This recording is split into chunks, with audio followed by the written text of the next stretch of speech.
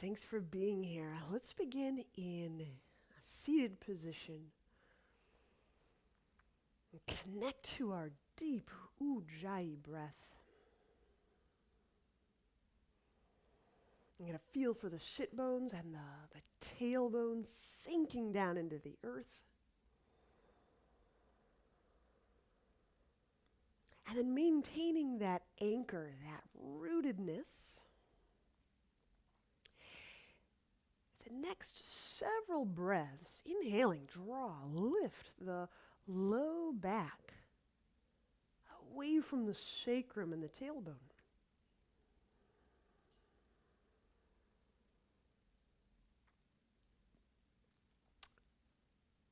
Energetically, physiologically, I find this best occurs. I can best feel the buoyancy if I'm also reaching down and anchoring. So almost like projecting or listening, projecting my listening downward as I'm same time feeling this buoyant uplifting motion. So both and. I'm feeling the shoulders relax down, the weight of the shoulder arm just hangs atop the rib cage.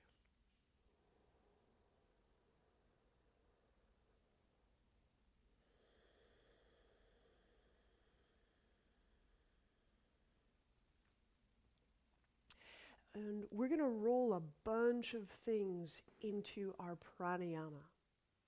So really simple pranayama. We inhale, and there's a moment between the inhalation and the exhalation. And we're going to just linger there and then exhale. But we'll do it with our hands, our some wrist or hand stretches. So let me talk you through a couple fingers, couple rounds. So let's go palm facing away from navel. I like navel height. I'm less apt to shrug or do some interesting behavior. Okay. I'm going to actively spread my whole hand. And we can work this eyes open or eyes closed, entirely up to you. But let's go for a lengthy or maybe a 10 count inhalation.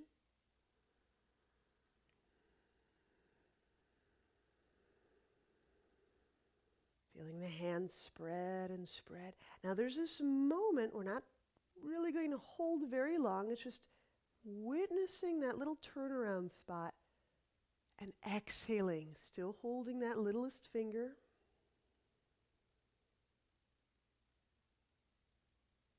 I keep spreading hand, reaching out through the digits, the whole exhalation. Okay. Let's move to a next finger. Inhaling, you may even kind of feel the receptivity and the expansion of your hand.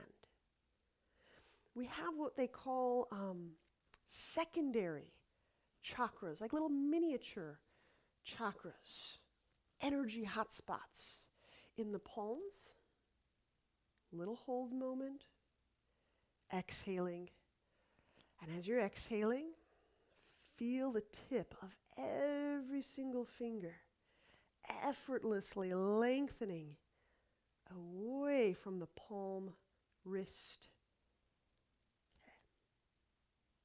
So about a 10 count in, 10 count out, and just observing that little turnaround moment where inhale becomes exhaling. It's just like a linger and keep going. So let's continue. This is our pranayama.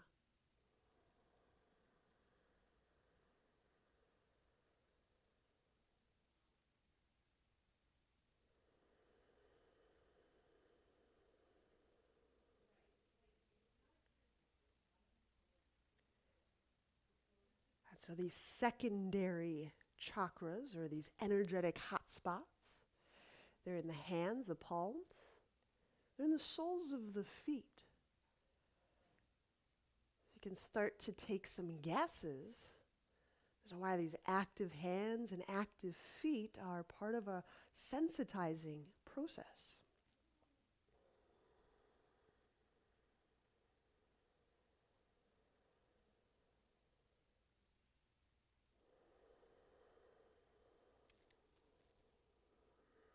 And with energetic sensitivity, I'm sure many of you have this growing sensitivity to the really subtle sensations of the body. You may even feel commensurate with each breath is kind of this diaphragmatic, energetic motion through the hands. And it's just kind of a cool thing to feel.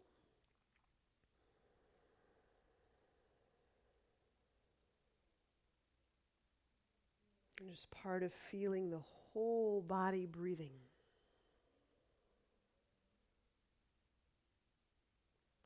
So let's just keep going through the entire other hand. About a 10 count inhalation.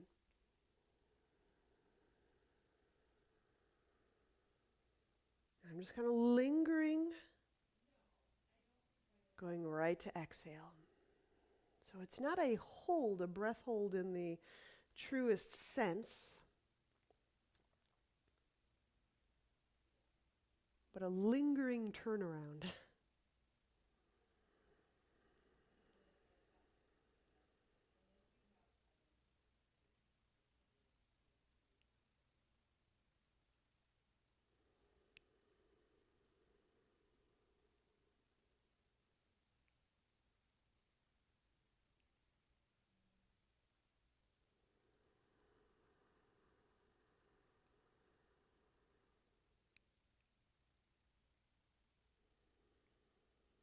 Those of you who use your hands for a living, for a craft, you can start to feel that connection of the hand, like the space of the hand, and how it's interconnected to the space of the wrist and the arm, the elbow, the upper arm, into the shoulder and into the heart.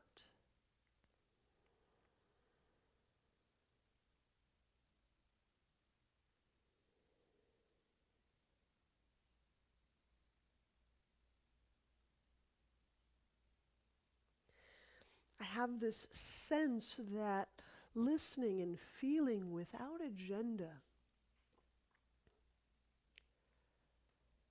actually helps to start I guess we can call it like a self-organizing set of processes in our body.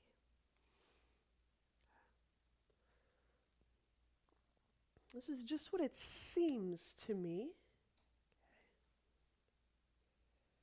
Take it as a grain of salt, but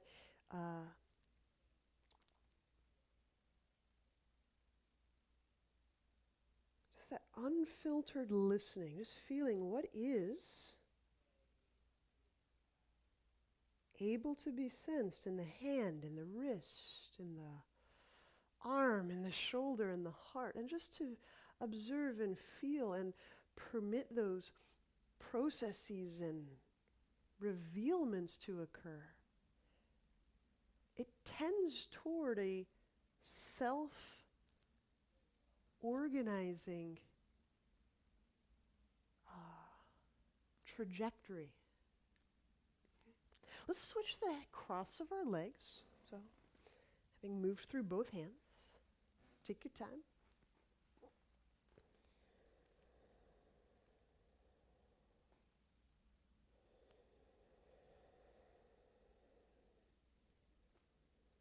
We'll work a little unlocking the shoulder.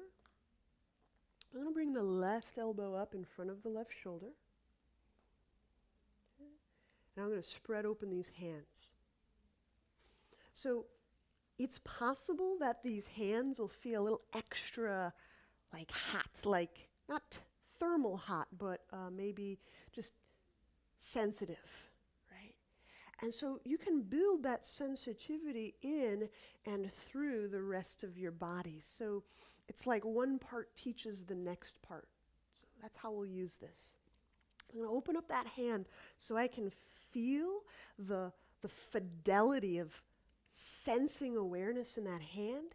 Now inhaling into the upper chest and the back, right straight away, I plant my right palm inside elbow.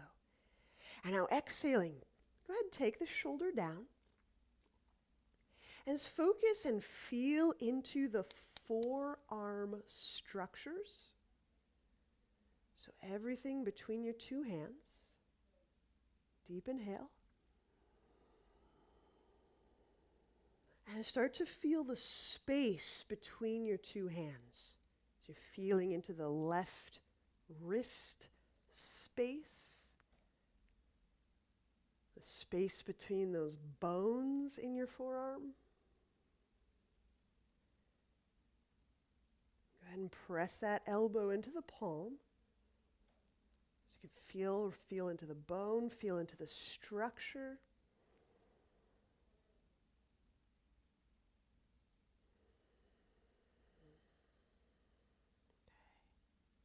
And that's sufficient. We'll release. So just little details. It feels kind of like a workshop day. So if I have incurred some strain or damage or scarification or shock to the body, sometimes what it feels like to me is I'm attuning energetically. It can feel almost like you hit a staticky channel. Like you're getting a picture, you're getting a great picture, another channel, super clear, and then it's like... So around sites of scarification or shock or injury, it can almost be like a real scattery sense of signal around there. Let's do the other side.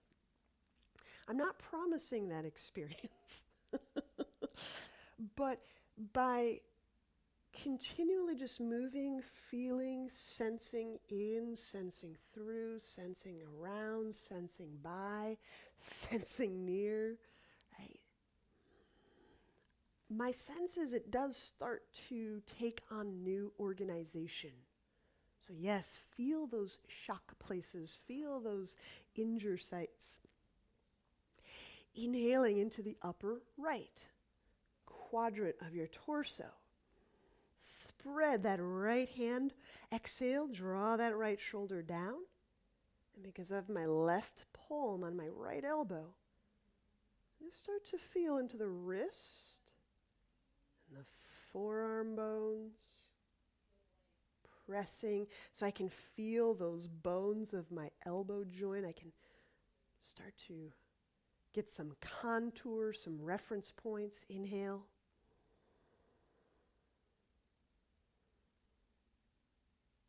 Exhale, glide the shoulder down, press that elbow into the palm, feeling the space between your palms. It's the whole forearm area. Because this forearm may feel a little different than the other forearm.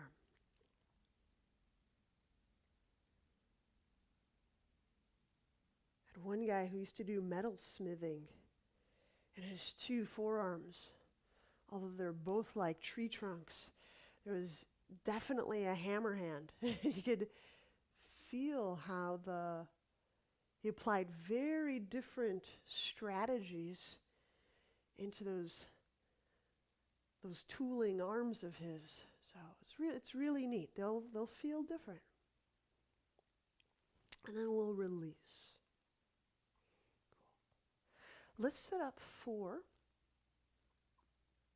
Dolphin Prelude. So we'll unwind our legs. Please recall, Dolphin Prelude is keeping elbows and knees on the ground. So I'm going to set up a little prop. And so with Dolphin Prelude, I generally instruct us to bring hands off the ground and keep the elbows down on the ground.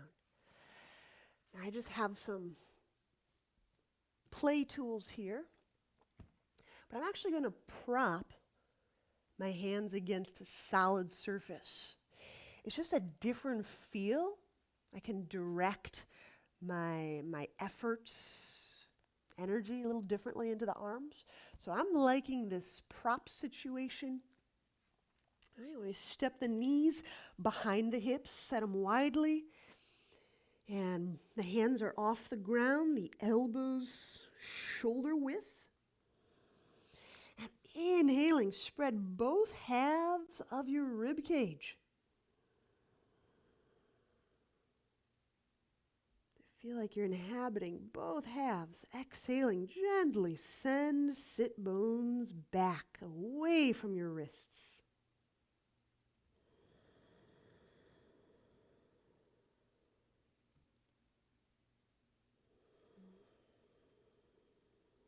Like that shower against the wall we have done recently. It's that we're creating a traction effect.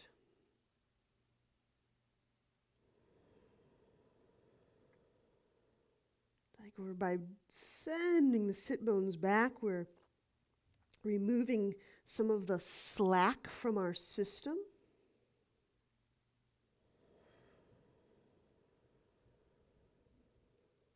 And then breathing into all of those places where the slack has been taken up.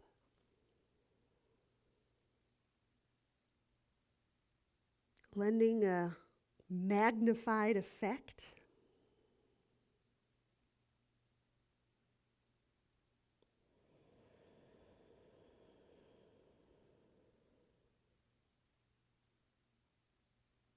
And we'll release. Shifting our weight back and forward and out of there. We'll revisit dolphin later. Let's set up for elbow to knee. So that elongative movement for the lats and the spine area. Get a doubling effect here in our elbow to knee. So with my hands behind my head, I'm going to reach out through my elbows. So I'm going to have us focus for these abdominals from elbow to shoulder. Okay. So with the feet off the ground, inhale, float the head and the shoulders off the ground. And by reaching up through the elbows, feel from shoulder to elbow. Curl tailbone. Exhale, left leg reaches out. Keep reaching the elbows away from the armpits. Pull low belly down. Good. Inhale, come back centrally. Reaching elbows away from armpits. Curl tailbone. Exhale, right leg reaches out. Stay with the elbows to armpits. Pull low belly down. Good. Inhale, come back centrally. Let's do 4 more on each side on our own.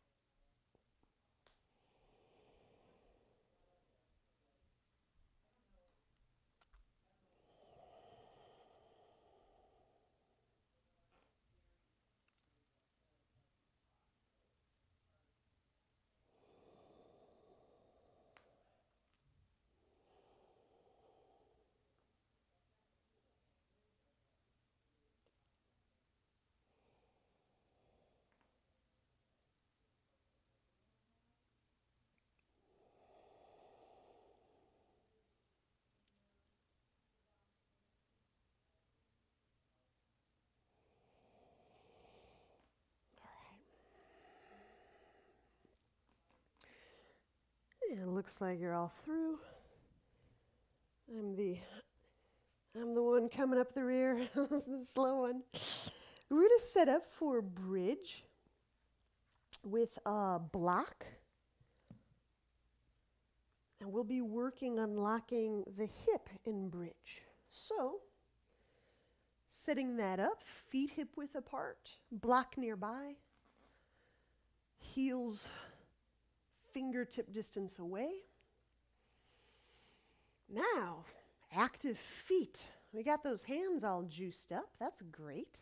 Inhaling into the low belly and the low back. Exhaling. Shift the tailbone toward the sky. Till the buttock lifts, the sacrum lifts, the spine lifts.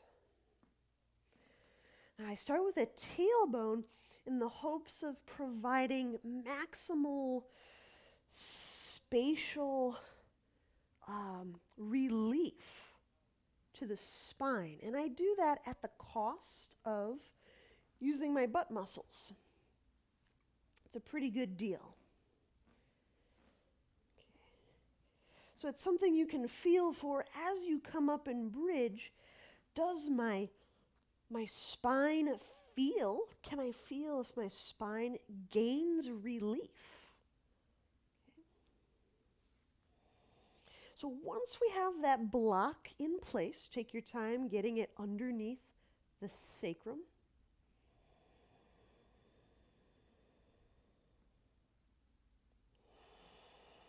Take a few deep, rib expanding breaths.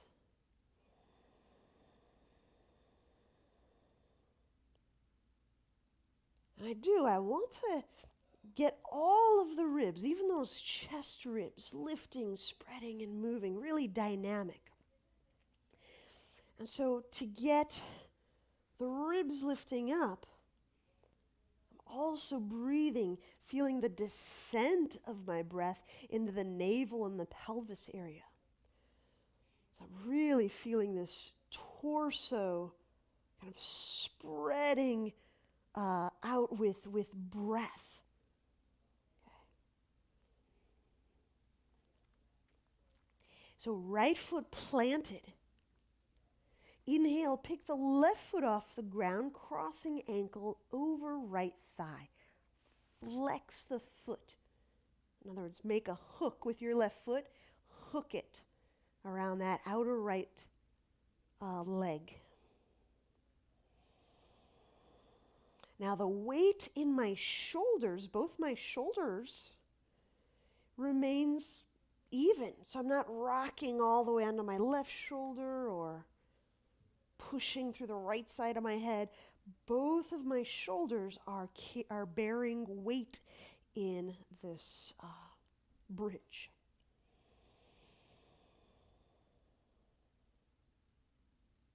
Now, feel, if you can, spread breath simultaneously into the left hip and into the chest bones. So these are full-bodied breaths.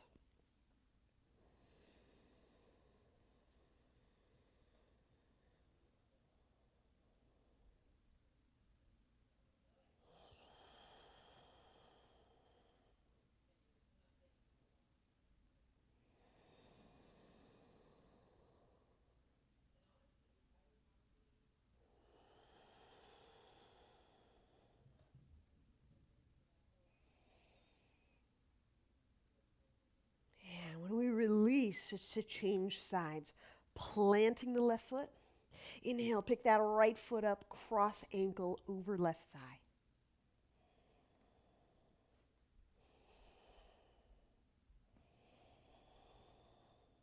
Again, the weight is in both shoulders. So if you feel it all in the right shoulder blade, you have to, it's just a little reorganizing.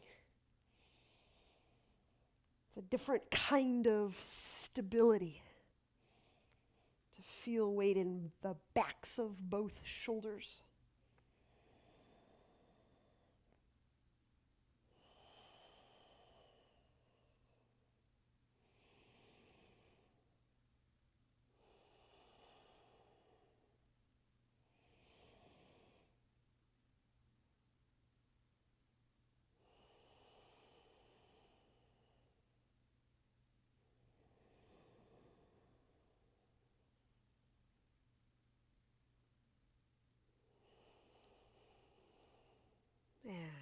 We'll set that right foot back down.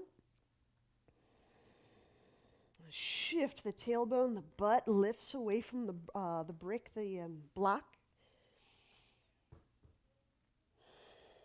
Yeah, let's descend out of bridge, letting that upper spine lower before the mid spine.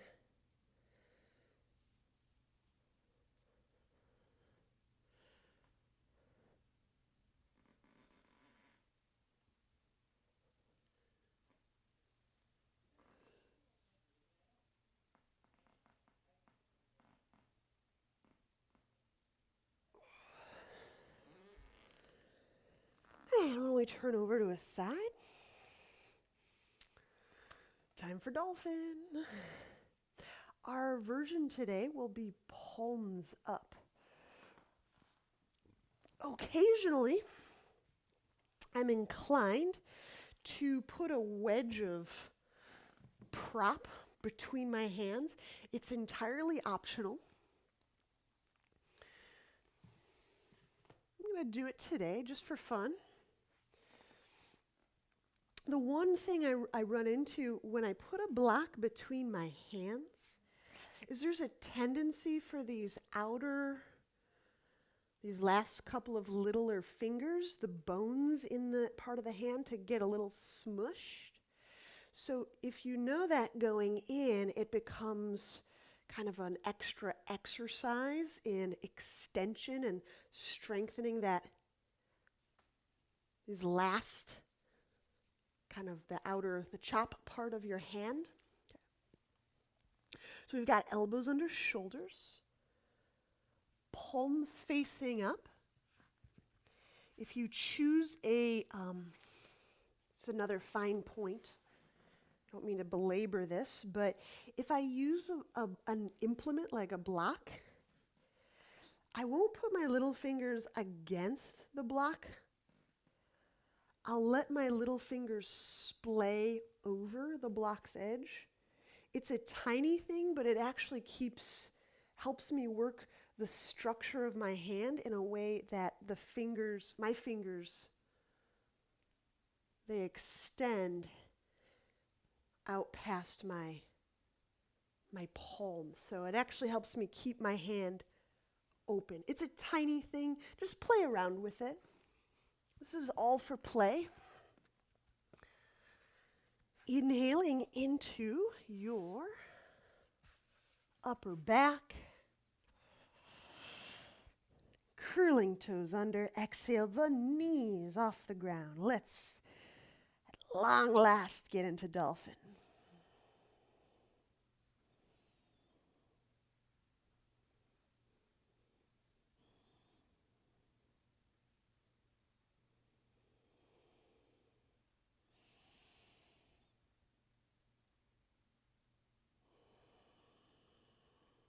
Now, feeling the back of your hand on the ground. Just feel the left side and the right side, how they're making contact. And start to stretch, getting the littlest knuckle to the ground, and then stretch, turn, getting the next knuckle nearest to the ground. Stretch, turn, reach, get maybe the middle knuckle, the index knuckle toward the ground. And then stretch, reach out through that thumb joint and the tip of your thumb, turning, getting that thumb tip nearer to the ground. Now push the forearm structure, push down into the earth.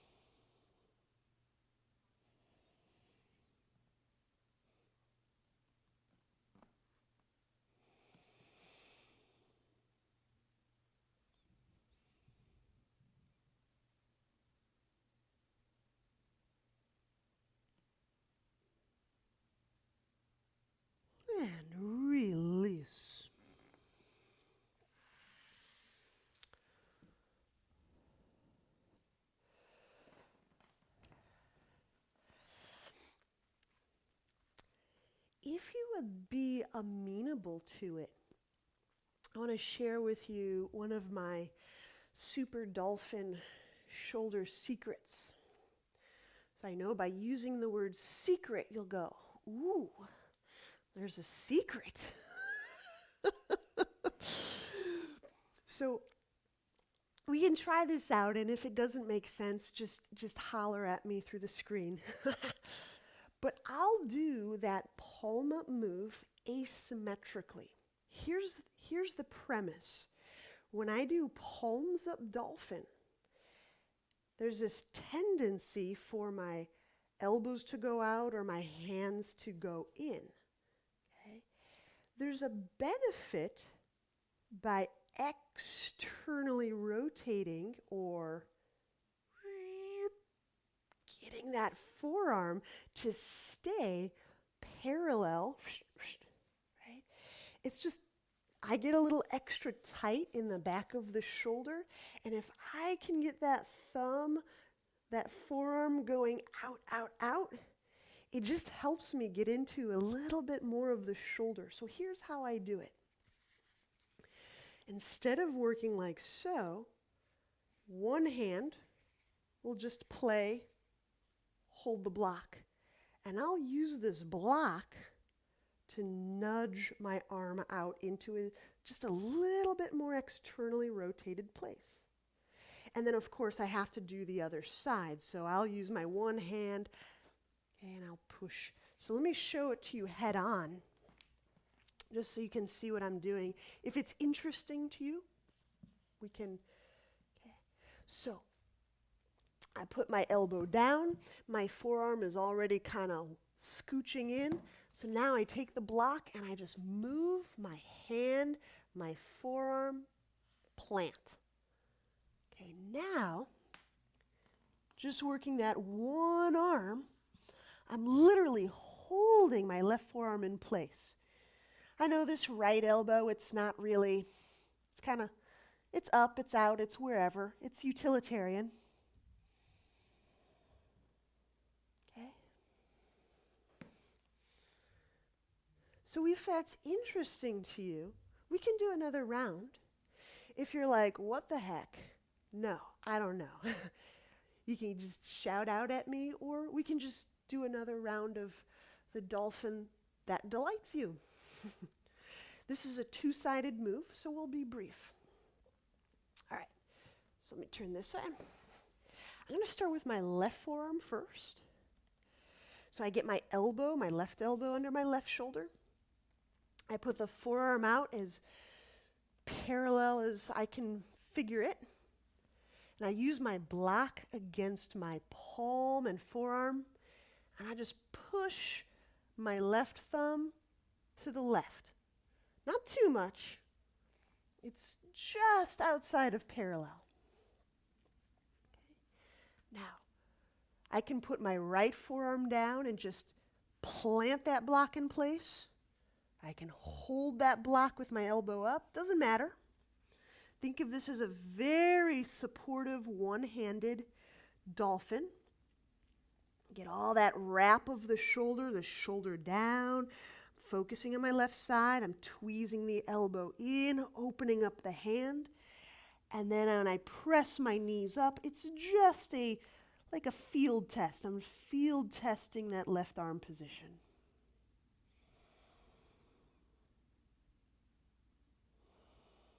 Now, since I've set this up for my one side, my left side, that's really where I'm focusing.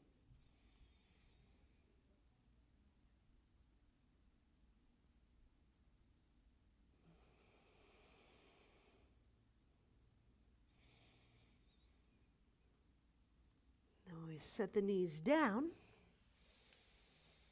We can just adjust the influence of the block. So I'd put my right elbow under my right shoulder.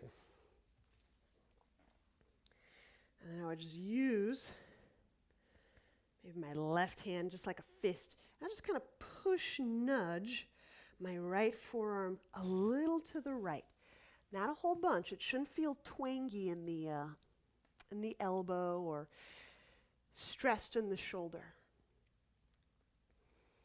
But I'm just holding that right arm in a really robust, externally rotated position.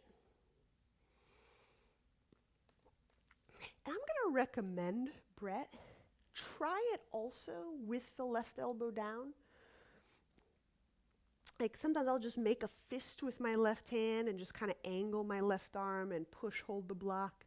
You might like it as well. Yeah, I think that might be a little better on the back.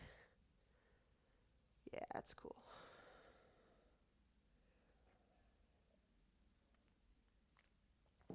I have such long arms. If I lift my elbow up, I start to bend and twist in the wind. Yeah.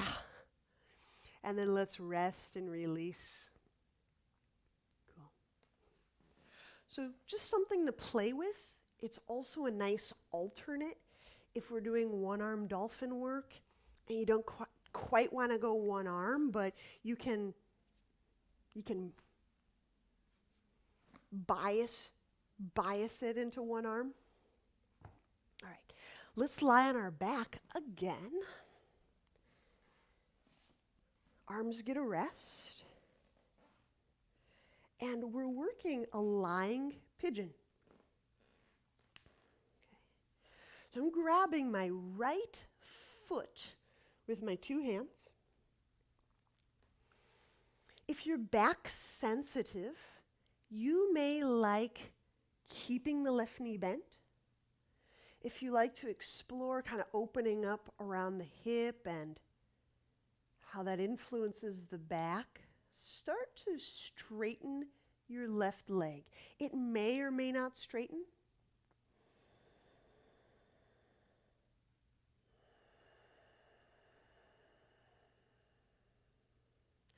Now I'm interlacing my fingers and I'm doing a sweet little subtle move with my hands.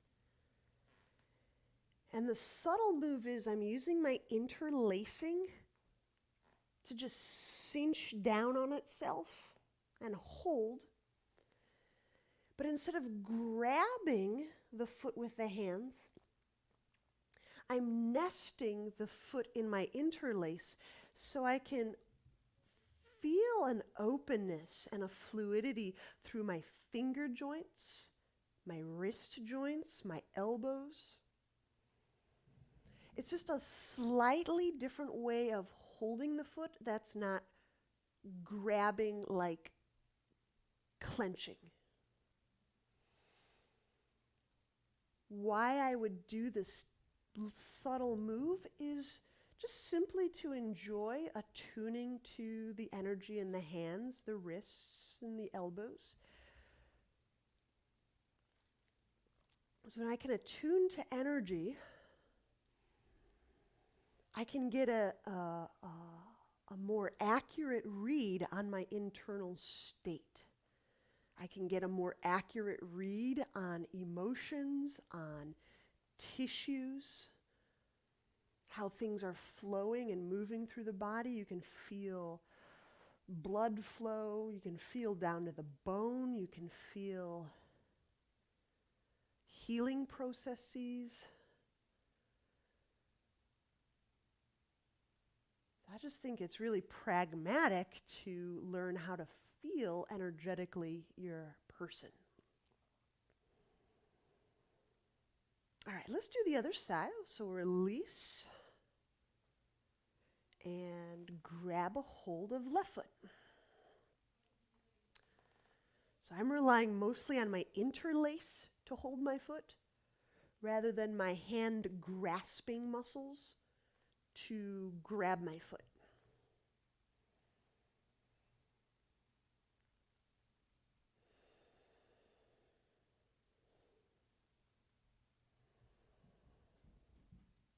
And you can feel how sometimes tightness in the elbows, you get a little disconnected through the shoulders. I'm actually letting my arm weight and my kind of sink toward the ground.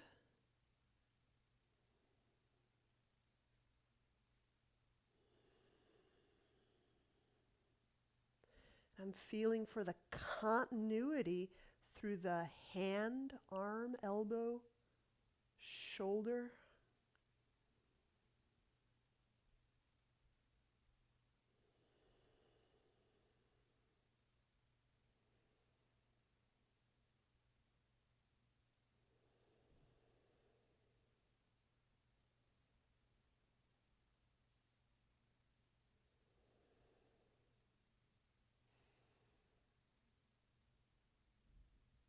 And release.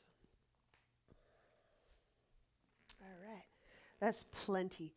Let's turn onto a side. And when we press up, we do a little wall work. So, Susan, we're going to go upside down into downward dog on the wall. Something you might want to consider as alternate is maybe if you want to do like chest opener, so we're staying weight free, that'd be cool. All right, so if you are working with weight on your hands today, we'll go handstand or downward dog on the wall. Okay. So I will talk and demo through downward dog on the wall. So you can follow along at your wall space. So if downward dog on the wall is your jam, heels very close to baseboard, neck relaxed. Inhale, foot up, hip height. Exhale, foot up, hip height. Now we're at a right angle.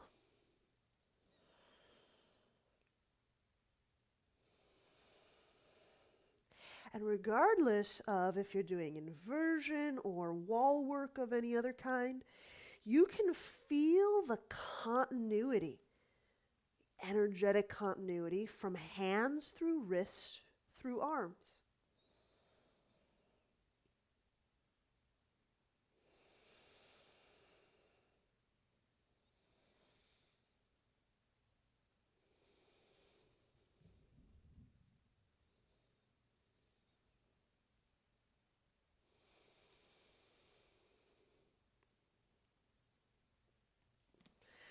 Now,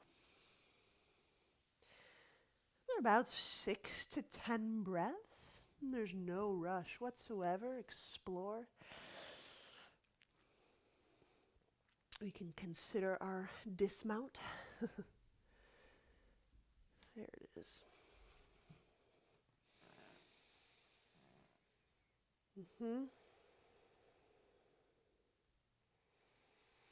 Yeah, so Susan, reaching into those tips of fingers, like reaching out through that thumb tip. There you go. Whew. Whew, yeah. So what's kind of cool about the wall there, and anytime someone's doing chest opener, is I can feel for growing my thumb. I know that's an imaginary thing, but you can feel your thumb tip sprouting away from your wrist. You can feel your index sprouting out. And that'll actually change how you experience that whole arm line. It's pretty powerful, cool. All right. So if you are done with inversion or wall work, we'll reconvene at standing, working some rounds of Uddiyana.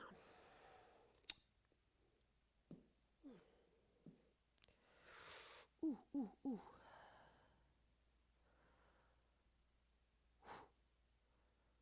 All right. So we can take a hip width stance. Wow. Uddiyana. Pardon me. And I'm just using my hands on my thighs. Inhaling into low belly. Feel the breath's descent into belly, into back. Exhale swiftly everything out. Remain empty. Draw the belly in, back, and up. Do one singular move, in, back, and up. Lower the chin.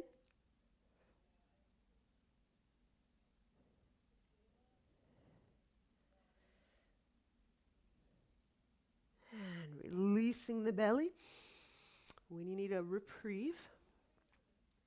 We'll do just one more right now. So inhaling into abdomen, low back, low belly, and then swiftly exhale it all out.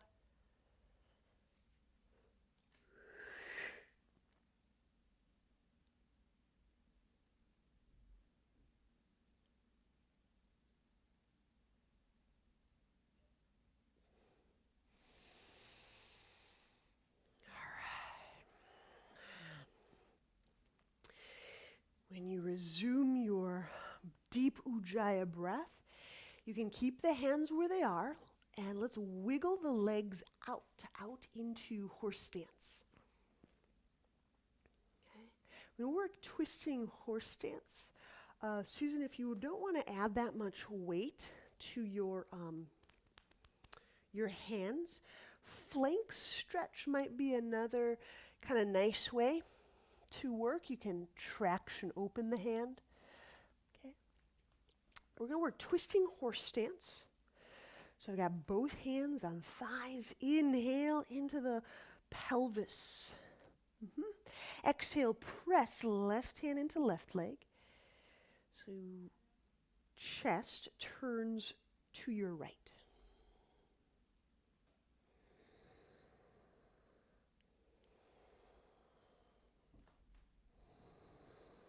My trunk remains central in twisting horse.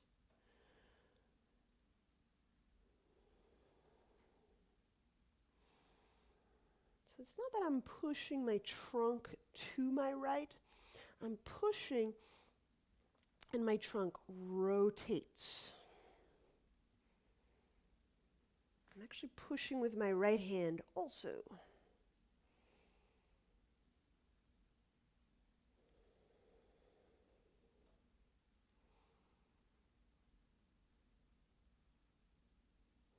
And inhaling, come back centrally. And we'll switch to the other side as my right hand presses kind of in. As my left hand presses down.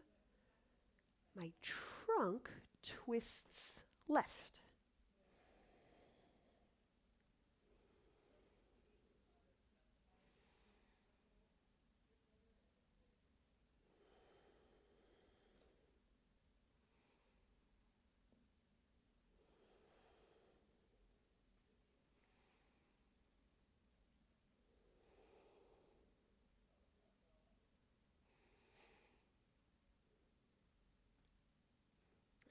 And inhaling, unwind, straighten legs.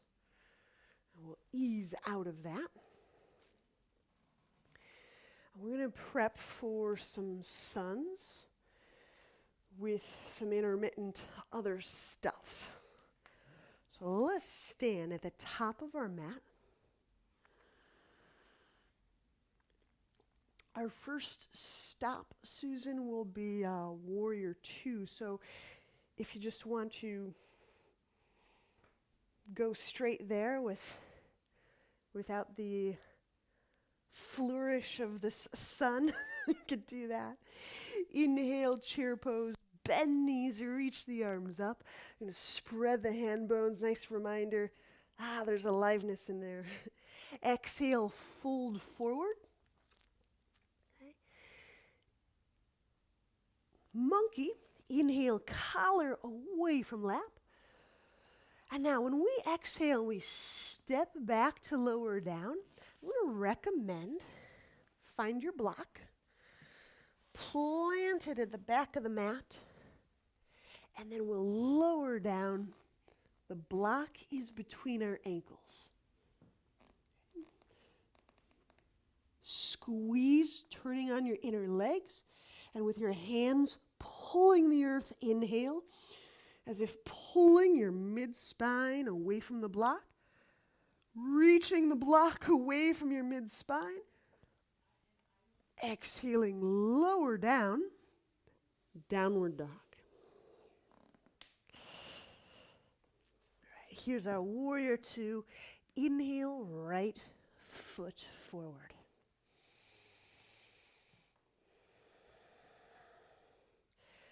Interlace hands behind back.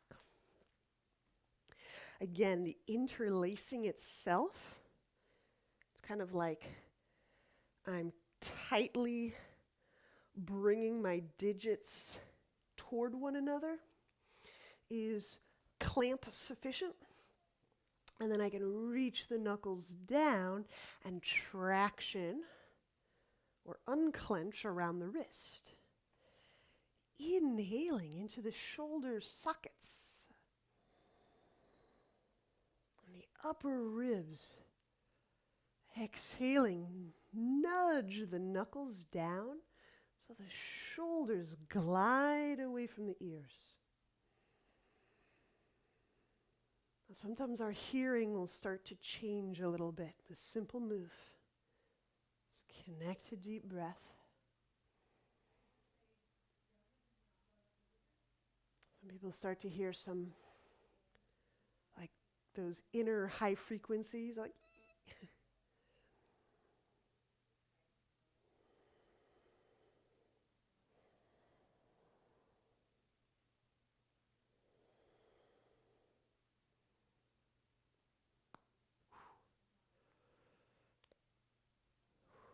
reverse warrior. Let the hands go. Inhale them out to the side. And exhaling. Right arm reaches up. Left hand can go to the left leg. And if that's all the reverse warrior you want to work, that's fine. Okay. Otherwise, reaching this right arm toward the back of your mat.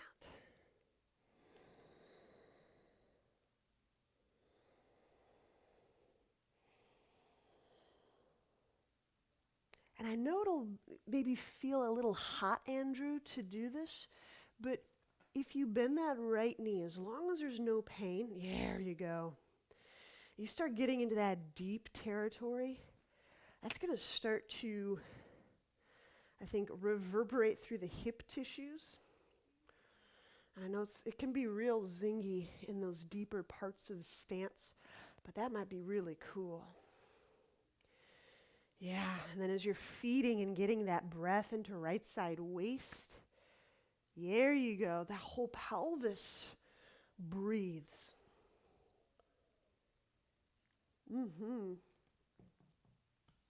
Super cool.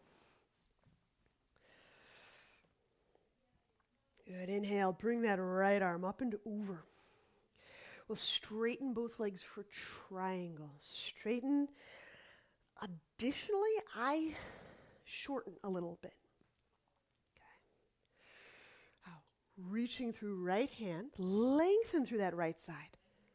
And I'll set that right hand down. Raise left.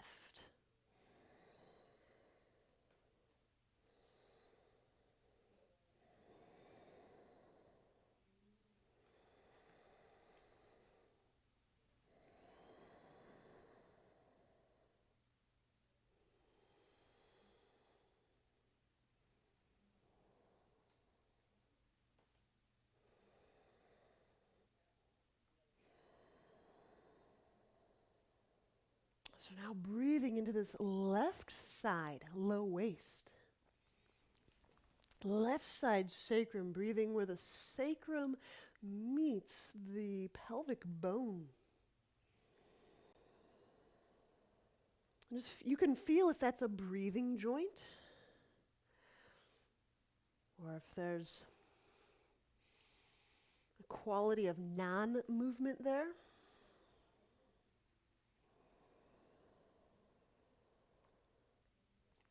And if I feel an area that's non-moving, I don't presume that my efforts should be in mobilizing that. Like I do not make that assumption.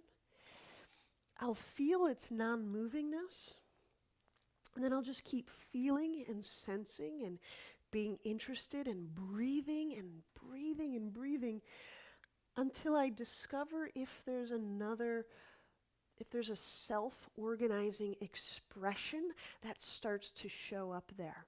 I let my body organize, right?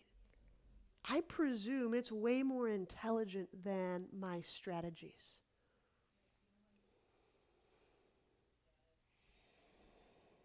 Now, bending the right knee. Inhale, let's set the hands down. And exhaling, when we step back, please remember there's a block back there. So your feet can grab it as you lower down. This might be a good moment to adjust the legs. That waist work may start to free up some of this leg sacral area. So I'm going to raise my left leg, roll my thigh in, reach it back, set it down.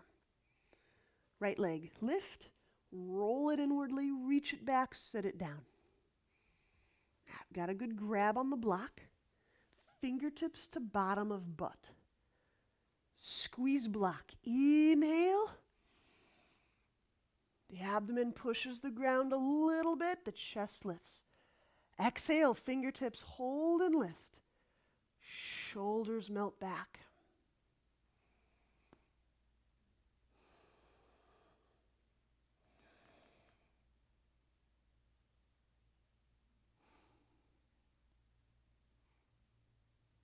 And release.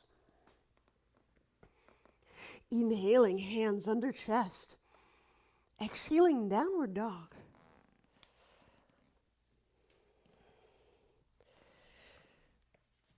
All right, we step that left foot forward, warrior two. Inhale, step it up. Interlace hands behind back. And with feet active, shift the knuckles downward.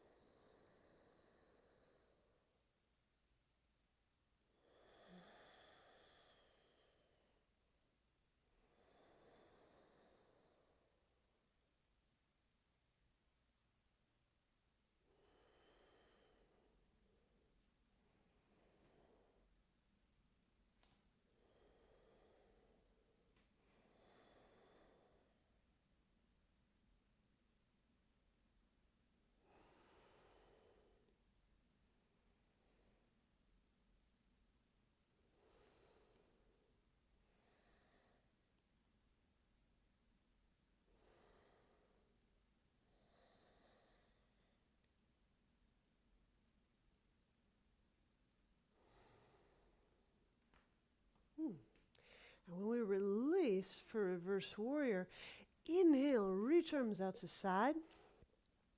And exhaling, the left arm will lift.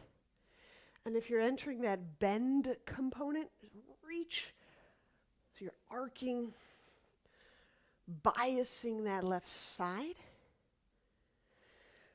And if this low back and hip is an area of interest to you, I encourage deepen stance. It's perfectly fine if those muscles work.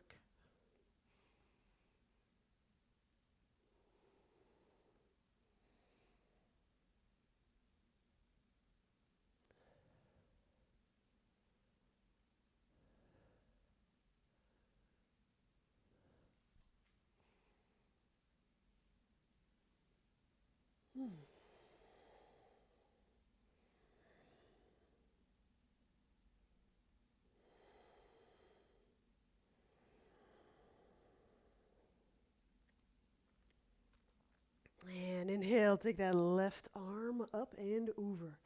Triangle, straighten left leg. I shorten the stance. Just my flavor. Again, reaching those arms out, exhaling. I reach to lengthen so I don't collapse that left side that I just elongated. Set that left hand down.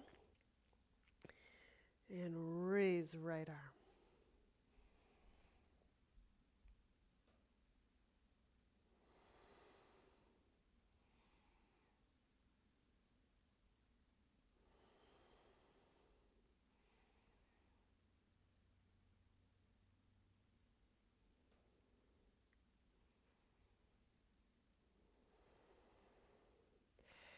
And many of you are super accustomed to relaxing the neck in all these poses. But I just want to, I'm not going to talk us into anything, but I just want to kind of push the door back open.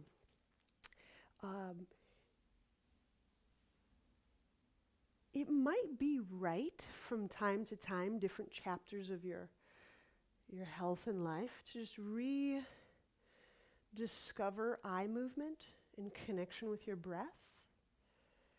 Right? The traditional move here is, we're working our eyes up into the right corner of our head, following the right thumb, okay, which is a wonderful teaching. And one of the cool things you can get with eye movement and your deep breaths, to take a little from our brain spotting friends, is you can be moving your eyes through some really interesting territory. And I find that I can actually get into some places of jaw and neck and skull, some of those really high up spine spots that I can't if I relax my neck. So it might be one of those things where you just keep that door open, because relaxed neck may not get us everywhere. All right, bending that left knee. Inhale, we'll set the hands down. Exhaling, chaturanga. Remember, there's a block back there. So regard. We're working boat clasping hands. Okay, so I interlace hands again. Squeeze block, engage legs. Inhale. Float chest up.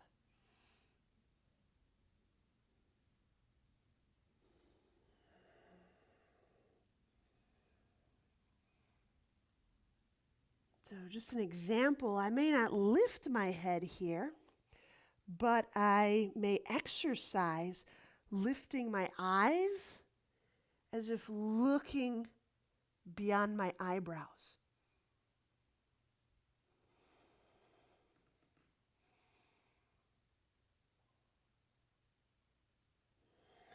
And release.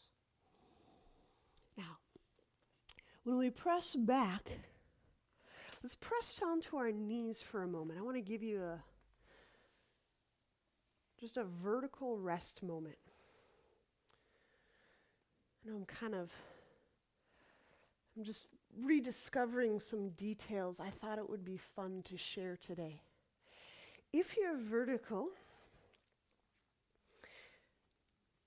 I want to explain this eye movement and how I would connect it with neck movement. Because what I was just alluding to, this eyeball movement straight up at the 12 o'clock position, right? We are deeply, deeply reflexively hardwired for when the eyes move, the head starts to move. So I'll strike a little bit of a balance between my eyes moving and then keeping my neck movement very minimal. Okay, so I'm not like tipping my head back, but I can feel my head and neck are on the brink of moving. Okay. Now, if we go belly down again and do that same, eye movement, which will be like looking at the wall over our head. The reason I want to point this out is if you have some rotational, you can feel and track some of the most beginning rotational movements way up in the skull. So why I think this is so super cool and important is this is like where turning, balancing, this gyroscopic action of the skull and the ears and the eyes are, it's like a hot spot. So let's lie on our belly, or I know you're doing camel, which is fine, Susan. Okay. But just that we're lifting our chest a little bit. Okay. I'm going to put my hands together behind my back. The reason is as I glide my shoulders down, I'll be able to feel the littlest turns and openings at the base of the skull. So I'm going to engage my legs, reaching the knuckles back, and then inhaling. I'm going to pick my eyes up. Not so much my head. Okay. Pick my eyes up. I can feel I'm lifting my eyebrows. My eyebrows are helping. And then exhaling. I'm just going to look a little bit up and to the left. You feel that. And then as you inhale, bring your eyes back to that 12 o'clock position. And then just feel what happens when you look up and a little bit to your right. Don't go cross-eyed, just let it be an easy focus.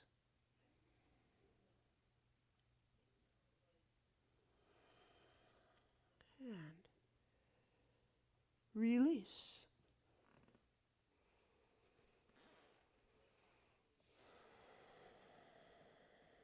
Okay. And when I do any kind of eye motions, Drishti, eye exercise, I never do it to where my eye muscles feel fatigued or things get crossed. I never cross or blur my vision. But you may have already started to feel how just a little shift in the eyes actually rocks the boat, so to speak. All right, so let's inhale and bring our hands under our chest as we prepare to press back. And so on your exhale, go ahead, press back.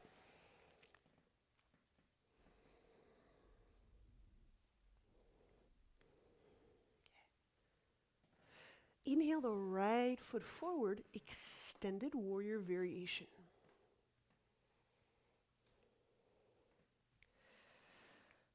Okay. So, if you want to roll some of this, if you want to fold in some of this eye motion, and it's the first time in a long time that you've actively done any Drishti or such, sometimes what I'll do is if I want to play with eye movement, I'll get next to a wall because I'm almost certain they're like, whoa, it's fun. Okay. I've got my right arm propped on my right thigh, and I'm going to take my left arm and reach it up just so I can have a visual target if you want to work with it. Okay. So option one is relaxed neck. Okay. So if you like that, go for it. I'm going to start with my relaxed neck.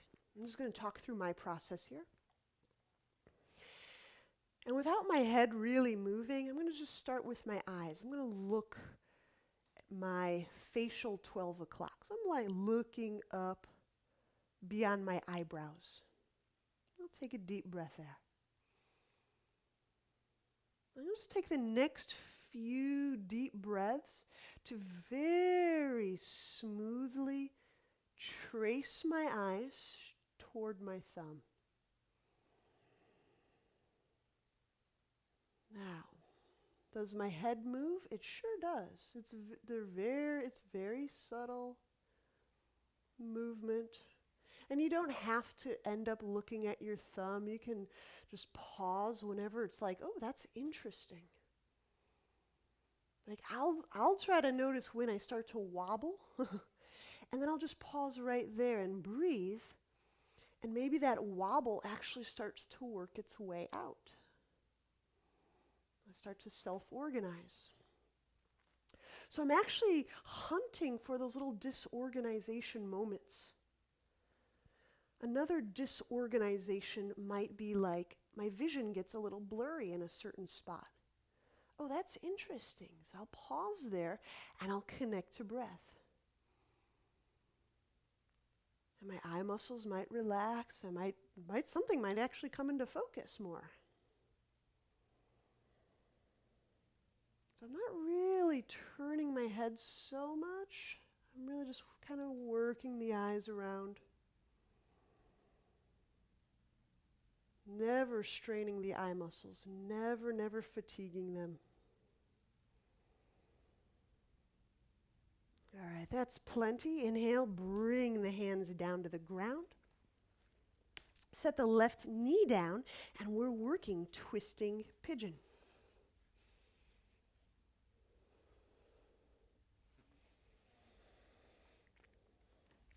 The twisting pigeon is toward the foot, so I adjust the foot.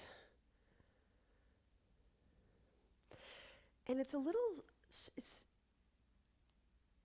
I'm prejudging this before it ever comes out of my mouth. So it sounds weird to me in my head. But I think these eye movements, and again, personal statement, adds something to twists that just twisting doesn't. Okay. So it's just something to consider. So we can latch on or hands or arm into that foot.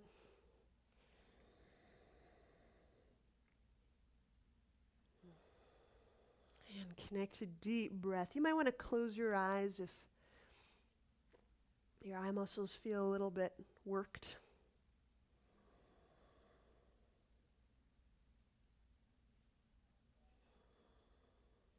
Again, the point of the eye movements is not to work the eye muscles in a fatigue sense, but it's like any yoga pose. I'm just scoping my range and getting really interested in any little pockets of disorganization, flutters, fluctuations, imbalances, fuzzy out spots, numb spots. And then I just camp out there like I do almost any kind of area in the body, and I just breathe. I breathe into that area, around that area. Just kind of lovingly zoom in and out. And I just give it enough time and loving awareness and breath so that if that's sufficient, it may move towards self-organizing.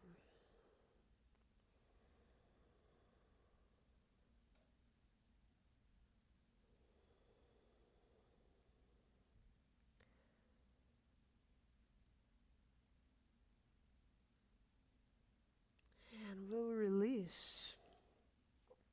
Inhale, let's unwind. And we're just going to set up for the other side. So if you're pressing back, let's do so through downward dog.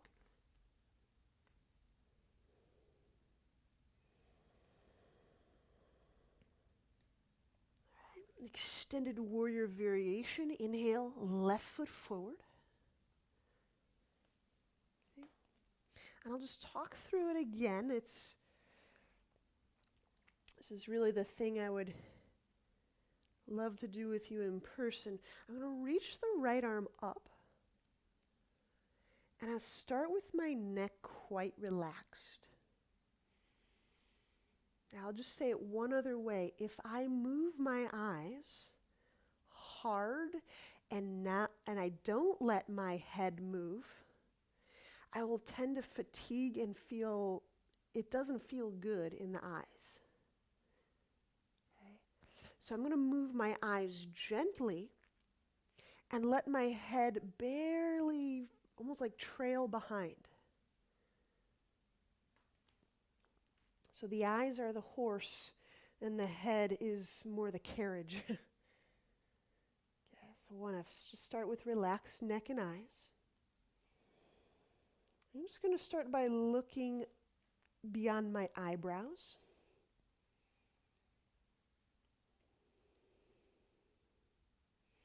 Establish your deep Ujjayi breath.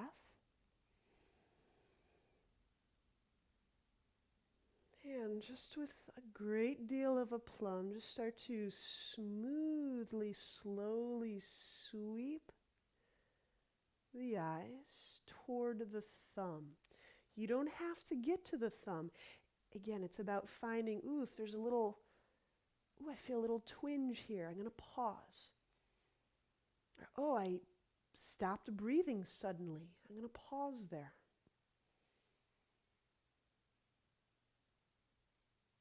It was like, my vision got a little blurry. Pause.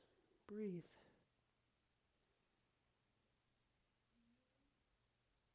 I'm not moving my head, I'm moving my eyes.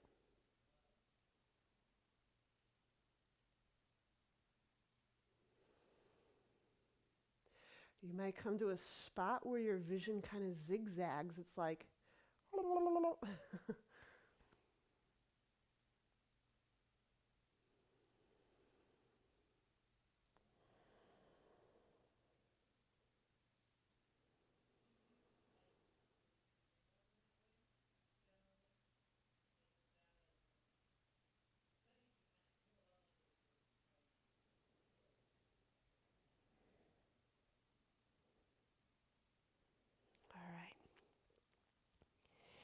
inhaling, let's bring the right hand down, setting the right knee down, resting the eyes. Pigeon. I think we went right to pigeon. If I'm wrong, you'll let me know. Okay. So it's twisting pigeon toward the foot.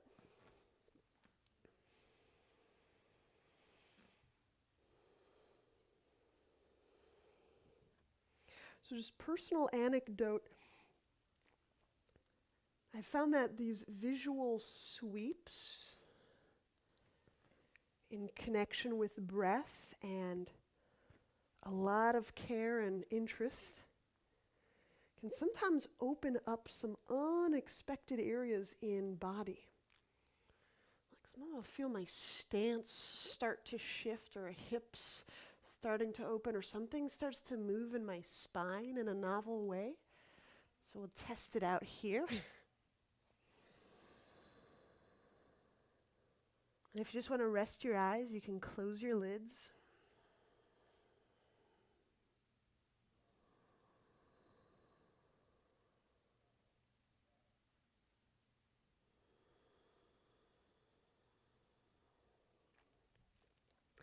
Your eyes are an exquisite way to observe and study the nervous system. Our system's electrical circuitry.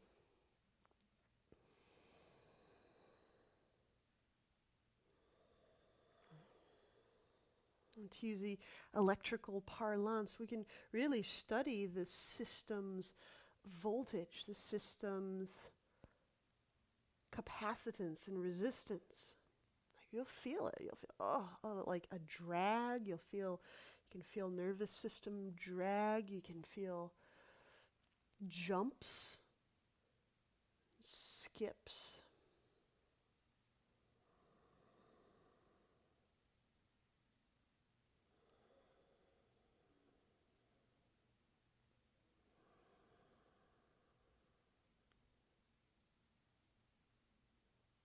To me, this electrical strata of the body has a lot to do with the connective strata, the connective tissue.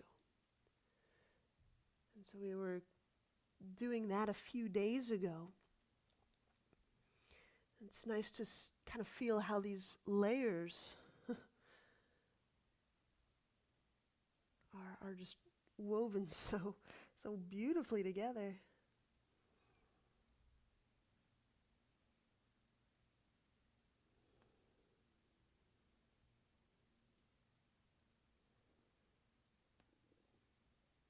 And inhaling, let's unwind from our pigeon. And just go ahead and sit onto your left cheek. And let's have a seat. I'm going to have a seat in shoelace. And I invite you to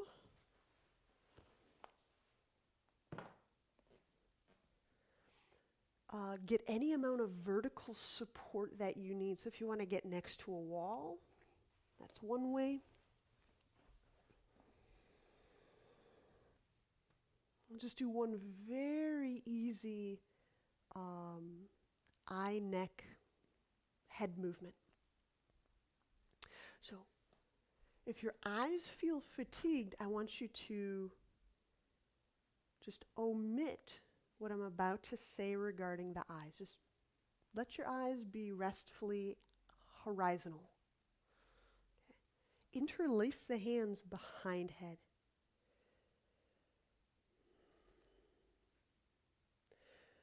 So, this brain cradling move, I'm not pulling on my head, but I'm just feeling underneath the brain, the skull, feeling the top of the spine.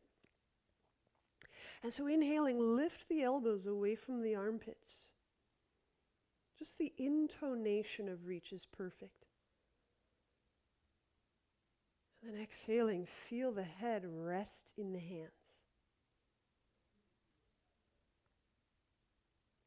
Now, once you have a pretty good setup, deep breath. I'm just going to start to very gently bring my eyes up the 12 o'clock position. So I'm going 12 o'clock up the wall, almost up to the ceiling. Some of you might get to the ceiling and start moving up to the ceiling over your head.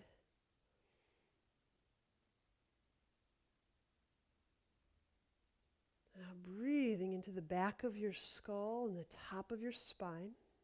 Eyes real gentle, real gentle.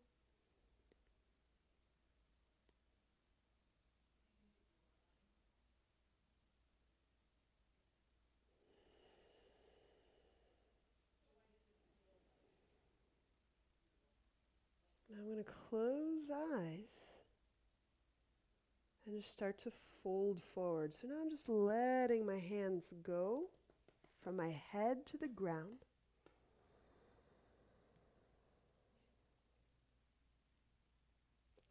Letting the entire backside of the body just smooth out, if you will. Letting that back of neck simply be felt. You don't have to do anything, no agenda.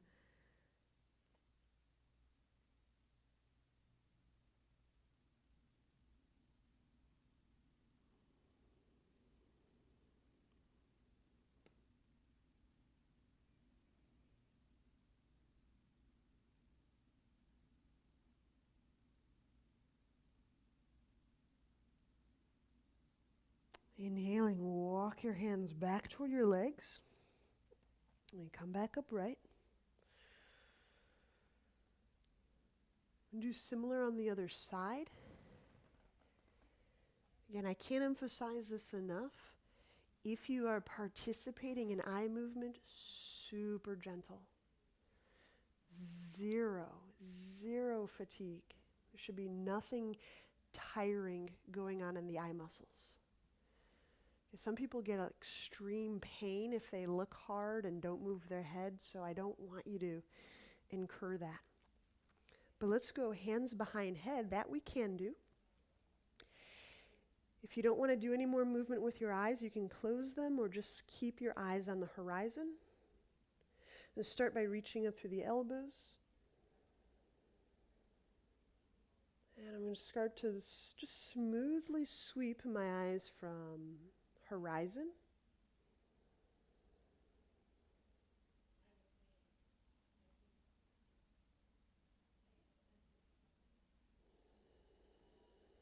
I may not even want to get to the ceiling. Maybe just somewhere up the wall a little bit is kind of cool.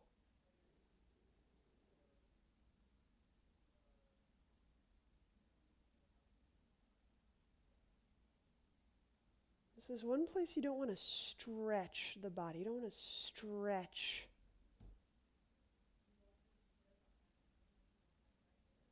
your vision, endurance here.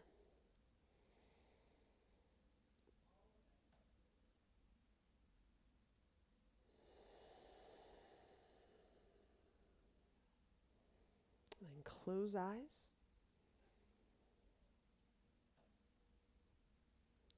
And folding forward one last time. Removing the hands from the head, placing them on the ground.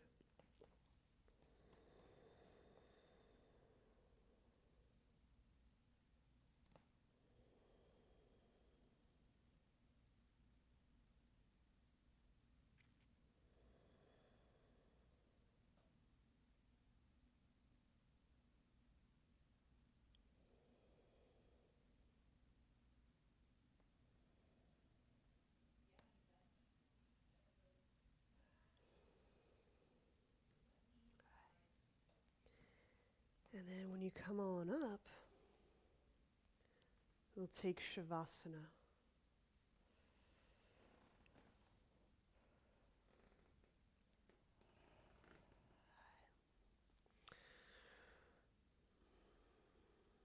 So please make yourself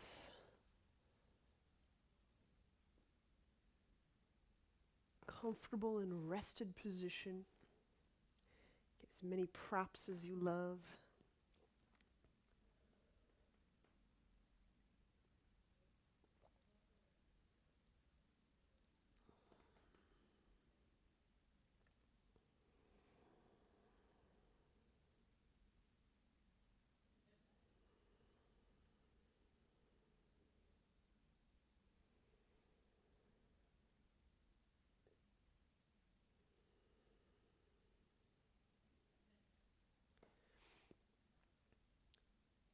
Feeling our body as a self-organizing system, I think requires a certain degree of mental and emotional hygiene, nutritional hygiene, having great company.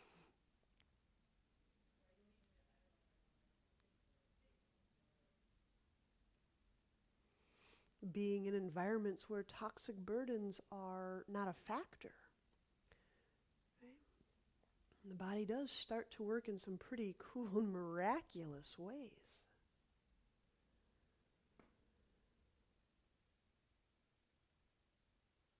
I may even go a step further.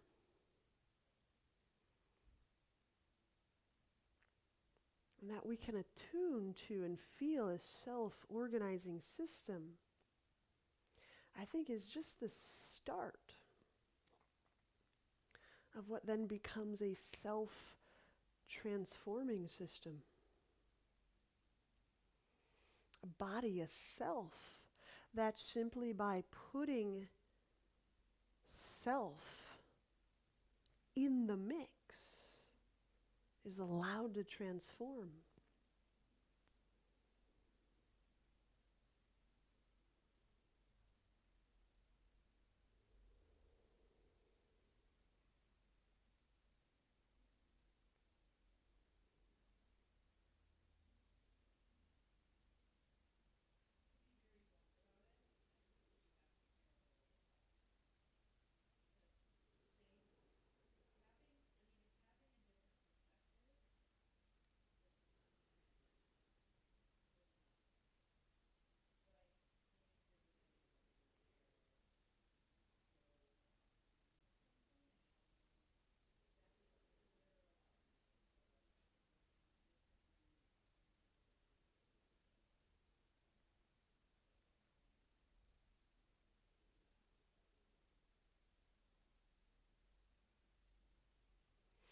The beauty of this design, if we can even call it a design,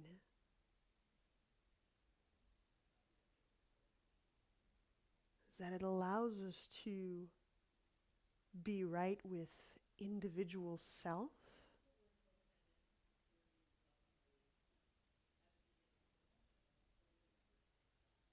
And it allows us to take into account our environments and how we influence them by entering them, how they influence us by us being there.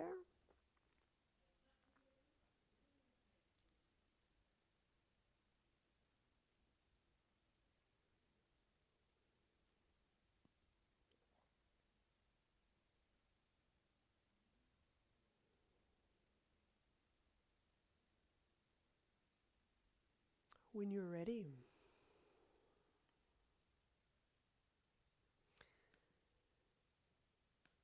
bend knees.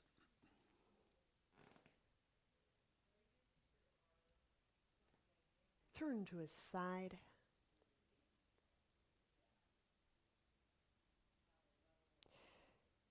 And press to seated.